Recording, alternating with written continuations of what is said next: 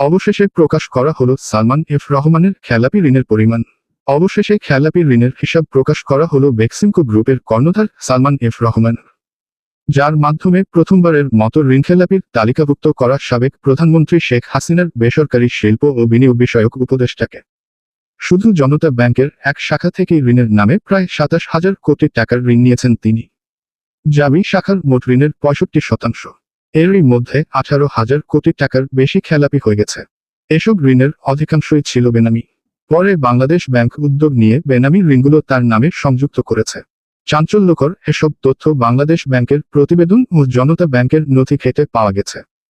এ প্রসঙ্গে এক ব্যাংকার জানান, বেনামি ঋণের জনক ছিলেন সালমান এফ রহমান, যা ধীরে ধীরে পুরো ব্যাংক খাতে ছড়িয়ে পড়ে।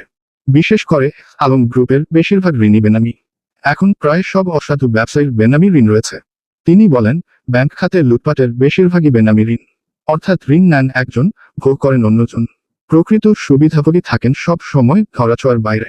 বাংলাদেশ ব্যাংকের উচিত সব ধরনের বেনামি ঋণ খুঁজে বের করা, তা না হলে ব্যাংক খাত টিকবে না। বাংলাদেশ ব্যাংক ও জনতা ব্যাংকের প্রতিবেদন অনুযায়ী, রাষ্ট্রায়ত্ত জনতা ব্যাংকের লোকাল অফিস থেকে বেক্সিমকো গ্রুপ এবং গ্রুপ সম্পর্কিত মোট ৩২টি প্রতিষ্ঠানের নামে ২৬,৯৫৪ কোটি টাকা ঋণ নেওয়া হয়। এছাড়া সুকুব বন্ডের নামে নেওয়া হয় ২২০ কোটি টাকা। এসব ঋণের বেশিরভাগই ২০২১, ২২ ও ২৩ সালে নেয়া।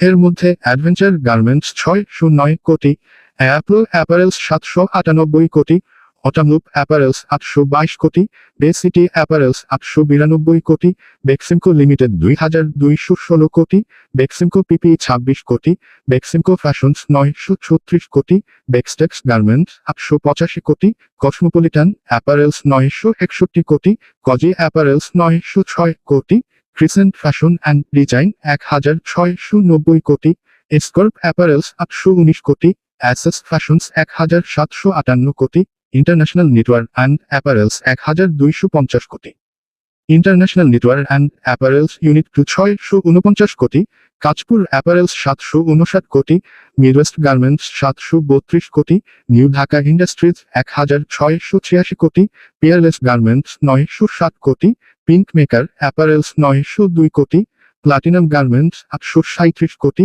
সাইপুকুর গার্মেন্টস ৩৩৩ কোটি, স্কাইনেট অ্যাপারেলস ৭৩৮ কোটি, স্প্রিংফুল অ্যাপারেলস ৭৬০ কোটি, আরবান ফ্যাশনস ৭০৪ কোটি, হোয়াইট পে অ্যাপারেলস ৮৮৫ কোটি, ইউন্টার স্প্রিন্ট গার্মেন্টস ৭৭২ কোটি, ইয়োলো অ্যাপারেলস ১,০৫০ কোটি, ক্রিসেন্ট অ্যাক্সেসরিজ ৯৬ কোটি, আর ওয়াশিং ৯৭ কোটি, এসকর্প এলপিজি ১১ কোটি ও বেক্সিমকো ফার্মাসিউটিক্যালস ৩৬০ কোটি টাকা। এসব প্রতিষ্ঠানের বেশিরভাগই বেনামি প্রতিষ্ঠানের ছিল। পরে এগুলোকে বেক্সিমকো গ্রুপভুক্ত করে বাংলাদেশ ব্যাংক। বিভিন্ন হারে জামানত রেখে একজন গ্রাহক ব্যাংকের মূলধনের সর্বোচ্চ ২৫% ঋণ নিতে পারেন। সালমান এফ রহমানের ক্ষেত্রে সেসবের কিছুই মানা হয়নি। অর্থাৎ রাজনৈতিকভাবে প্রভাব খাটিয়ে এসব ঋণ নিয়েছেন তিনি। তাকে সহযোগিতা করেছেন ব্যাংকের কিছু অসাধু কর্মকর্তা। আবার পরিচালনা পর্ষদ এবং এমডির নির্দেশনা থাকলে অনেক সময় কর্মকর্তাদেরও কিছু করার থাকে না। বিপুল অঙ্কের এসব ঋণ নেয়ার সময় জনতা ব্যাংকের ব্যবস্থাপনা পরিচালক এমডি ছিলেন আব্দুস ছালাম আজাদ, আর বাংলাদেশ ব্যাংকের গভর্নর ছিলেন ফজলে কবির ও আব্দুর রুফ তালুকদার। তবে এক্ষেত্রে সবচেয়ে বেশি ক্ষতি করেছেন পলাতক গভর্নর আব্দুর রুফ তালুকদার।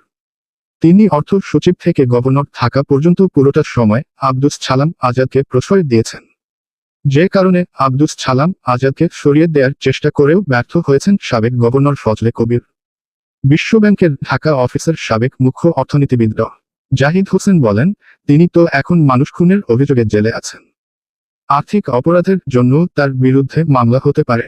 আবার এ প্রক্রিয়ায় ব্যাংকের এমডি, পর্ষদ ও বাংলাদেশ ব্যাংকও জড়িত। কারণ এত টাকা এক শাখা থেকে কারো অগোচরে বের করেননি, সবাই জানেন। সুতরাং নিরপেক্ষ তদন্তের মাধ্যমে সবার শাস্তি হওয়া উচিত। তার আগে টাকা আদায়ের চেষ্টা করতে হবে। জামানত থেকে থাকলে সেটা বাজেয়াপ্ত করতে হবে। আর শুধু এক শাখা নয়, কোথা থেকে কত টাকা নিয়েছেন সব বের করতে হবে।